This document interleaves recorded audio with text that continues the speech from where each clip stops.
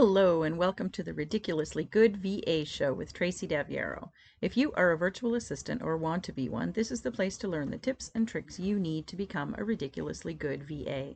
I've been a part of the VA industry since 1998, and I'm excited to get to know you and help you build an amazing business. Let's go.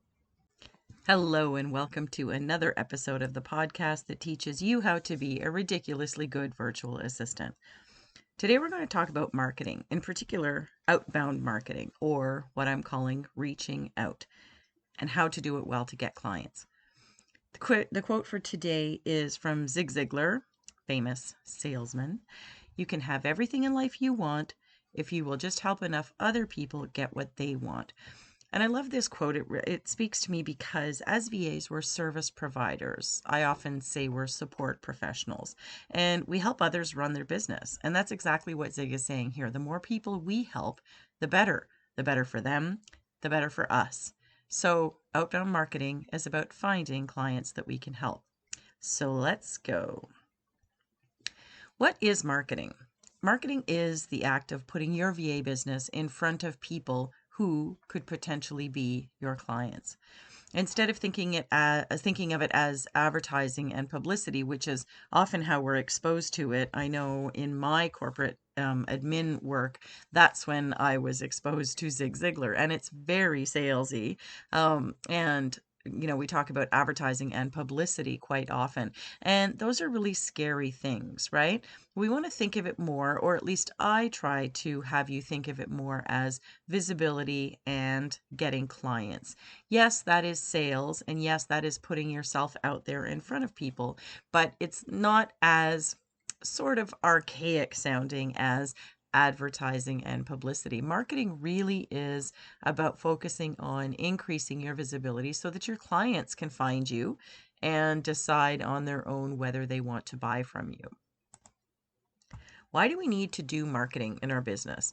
Learning how to market is one of the best things that you can do to guarantee the longevity of your VA business, for starters, because it brings in revenue, and revenue is money that helps us stay in business. It helps to keep you in business.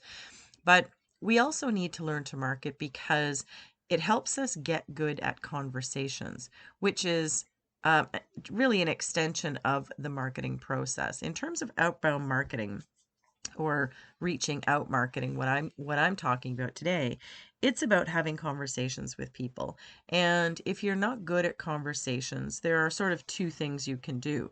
You can practice and get a lot better, but also you can do them more frequently, because getting good at conversations is the thing that is going to, in my experience, get you more business than trying to have people attracted to you and finding you. So we're still talking about having clients decide that they want to work with you and see what it is that you're putting out there, but it really is about outreach. And I love teaching people how to do outreach because I think that I frame it in a way that is just a little bit different than a lot of other people. And when we are thinking about doing things like networking or reaching out to people or cold calling people, that's when we decide that no, that's where we draw the line and we're not going to do that, right? But when you get really good at the conversations, and really that's what they are, we the more you do right, the more you can do properly, or the better they work for you, the less you actually have to do. We talk about conversion marketing and conversions in sales, and that's another fancy word for just saying how many sales you made, right? If you have 10 conversations and you're only getting one person to say yes out of all of those 10 conversations, then what do we have to do? We don't have to do 20 conversations to get 2 clients. That's exhausting.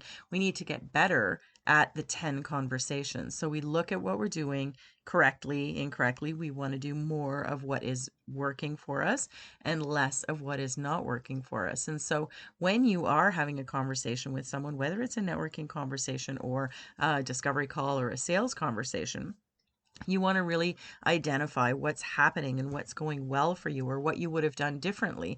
And if that's something that you can't discover on your own, then you want to get some help to do that.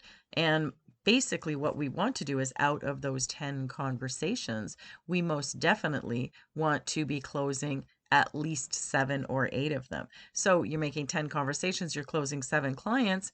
That is a much better rate. And conversations then don't seem so daunting, do they? The other thing I love to do is teach people to market their business in 20 minutes a day. But you first have to have the essentials in place to take that 20 minutes and make it worthwhile for you. You can't just all of a sudden market in 20 minutes and figure that in a couple of weeks you're going to have clients.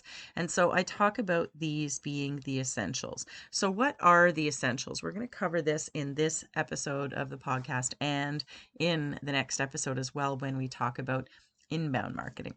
So number one, what is your offer? What do you want people to buy? It's really important for you to understand what your services are and how they will relate to the people that you can support. When you are talking to the masses and you are just saying to people, I can help people with anything, there are a lot of people out there who are not going to A, take you as a specialist, and B, understand what it is that you can do for them and be able to make that decision to think that you are valuable enough to exchange money for your services. So it is really, really important for you to understand what it is that you are offering people and what you want them to buy. It's not about, I would like them to hire me to do anything.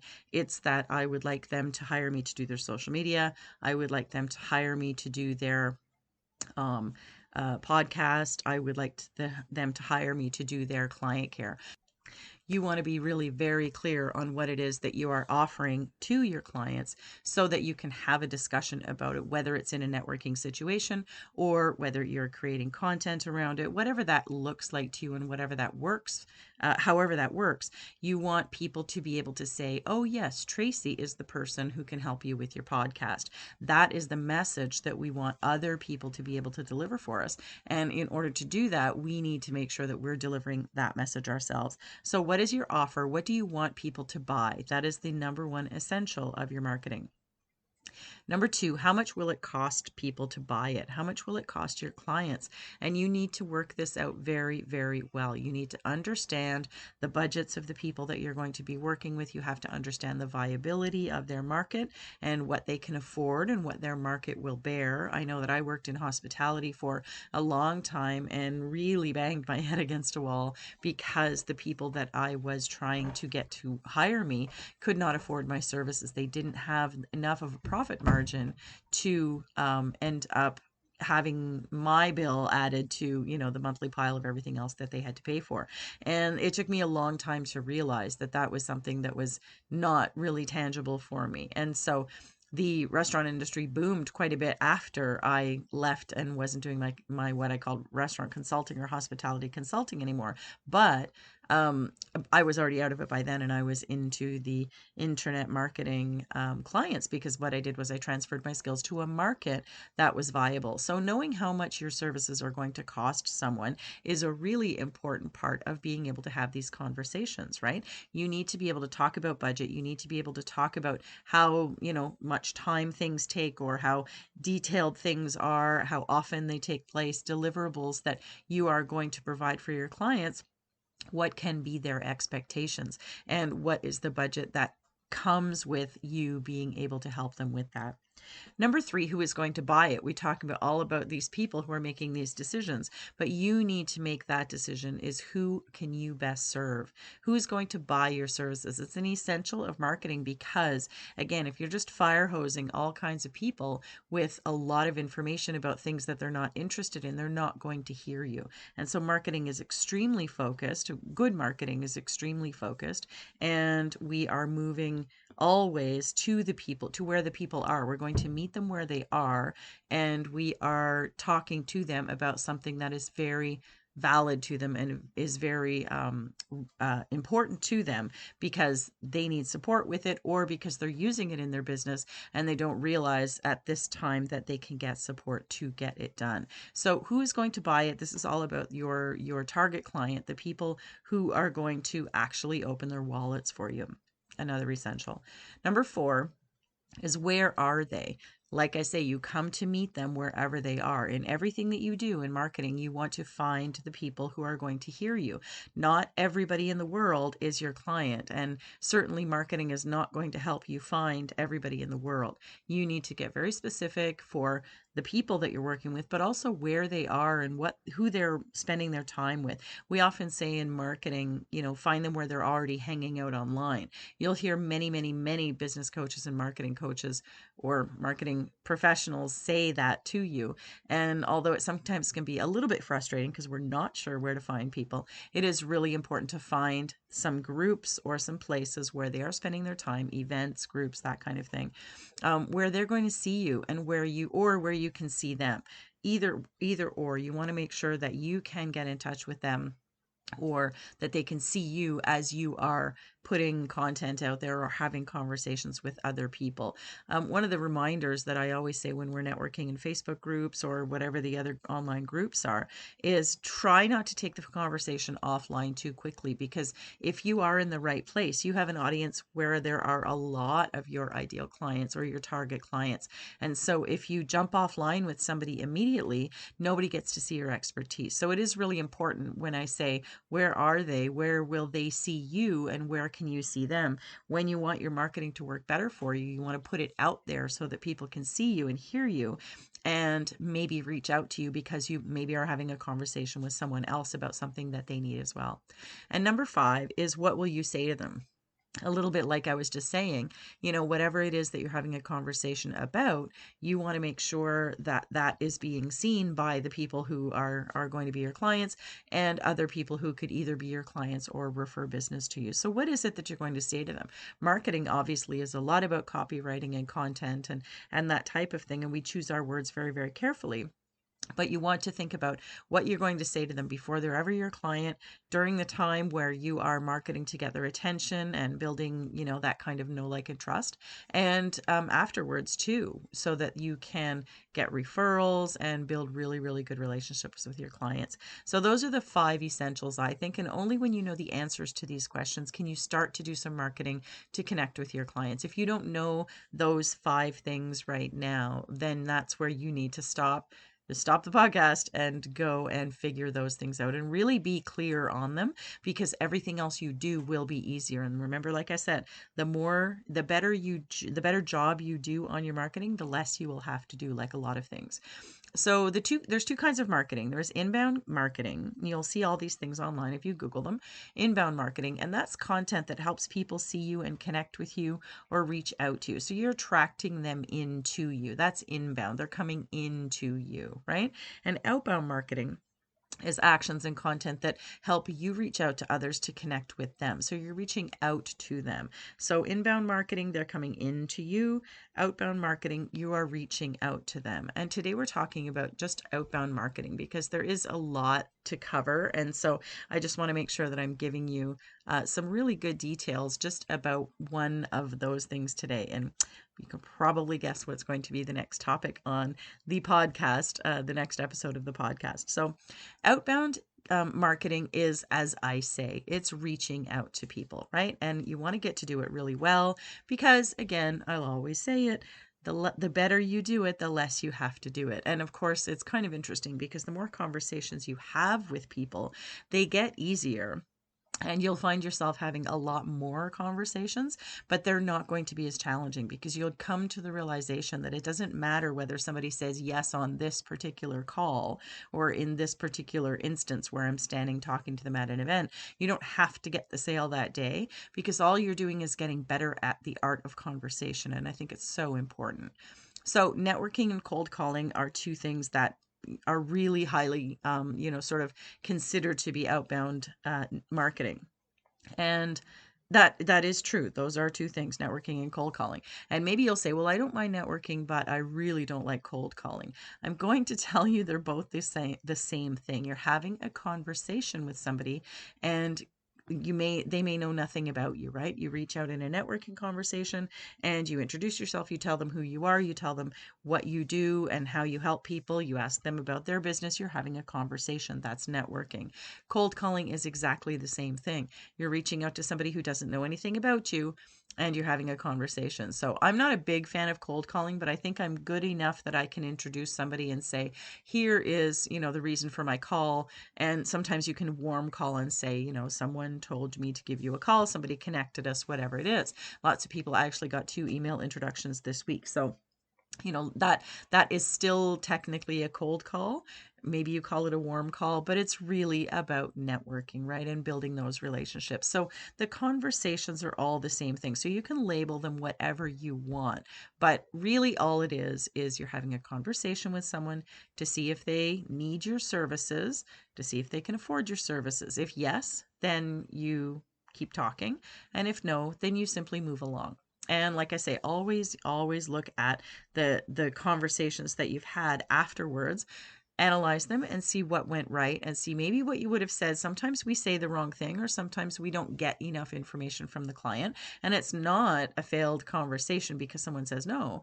But maybe what happens is we call them back and we have, I forgot to ask you this, or I think, I was really nervous, I'd rather have another conversation. Or you can just move right into the next time you make a phone call, or next time you were talking to somebody, you make these changes to, sort of your process or your script, whatever you're going to do. So it is really essential, though, to know the services that you're going to offer, because as you're talking to anybody, all you're trying to do is find out if you can help them. And what does that mean? That means that if you can help them, you will offer services that they need. Right? So it is really important for you to know your services really, really well. And so what I do is I talk about your best services all the time. There's no reason as a virtual assistant to do absolutely everything that you know how to do. It's not a job. Nobody tells you that you have to do anything. It's your business. And what you want to do is sell the best thing that you can do, right? Do what you know best. And you don't want to do things that you don't do well or that you don't like to do.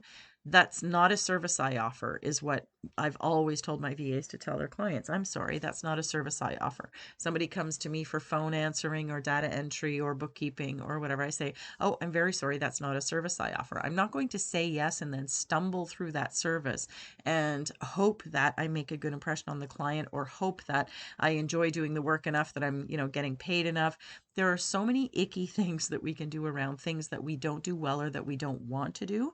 It is so much more fun and so much smarter to focus on the things that you do best.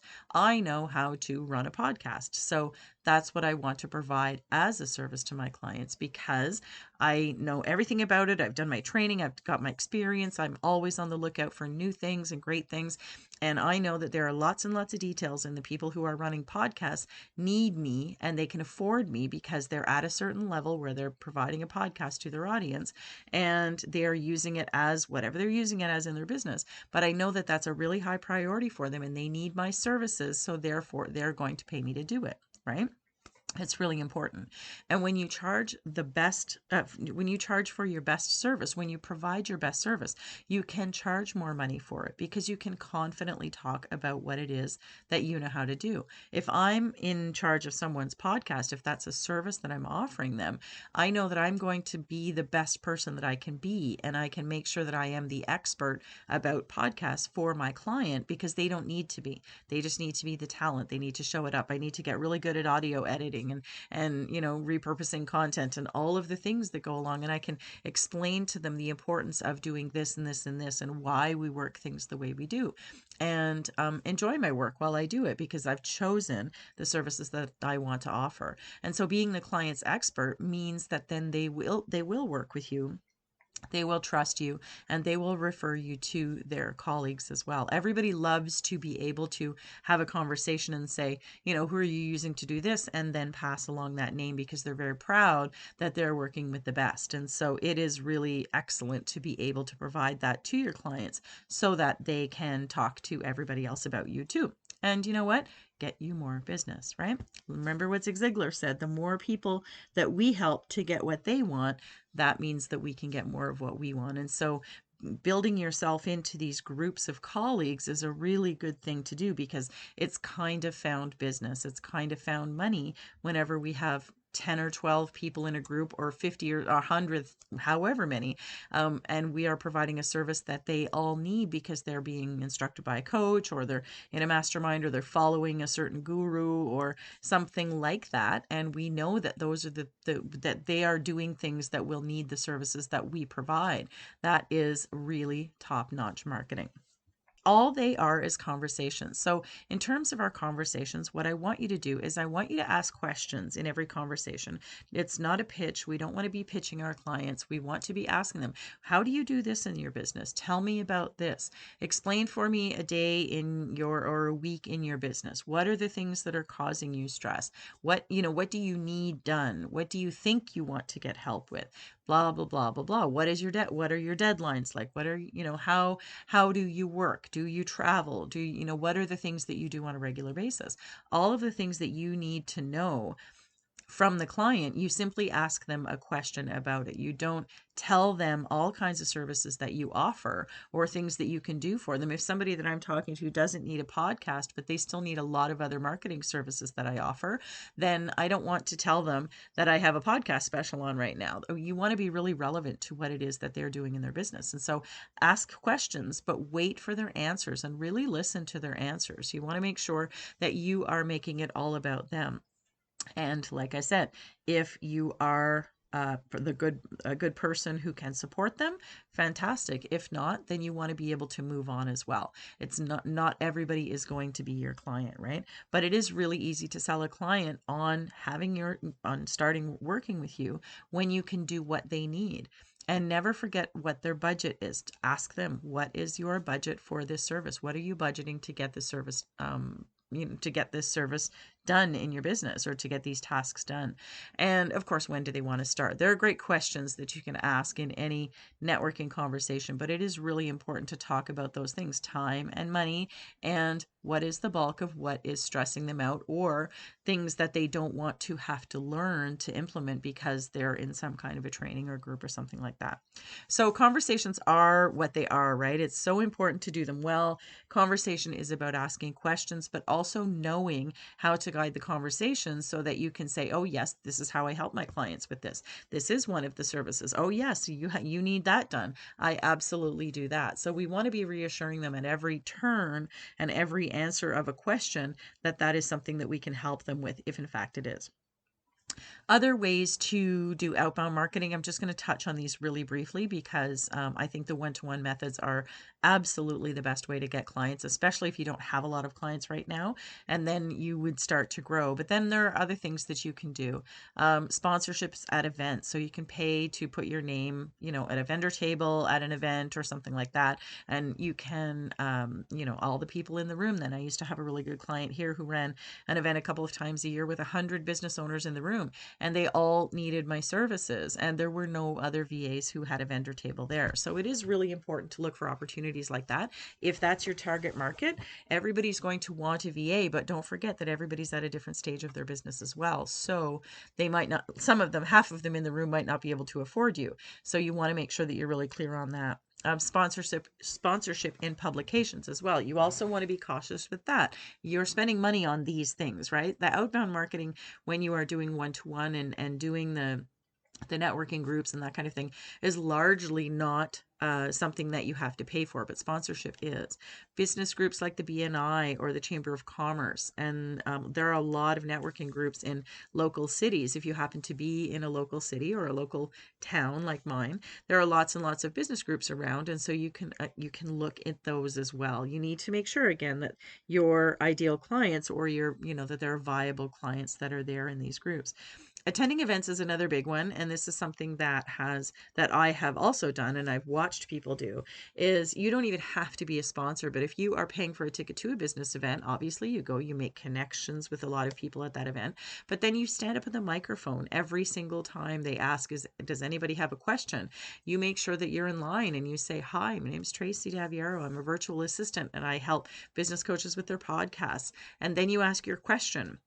That's marketing for you right there. And that's you putting it out there to find the people in the room who will resonate with that business coach podcast, I'm a virtual assistant. A lot of people know what that is or have an idea of what that is already, and that can invite a conversation. It's really, really helpful thing to do. And other than your event ticket, it doesn't usually cost that much.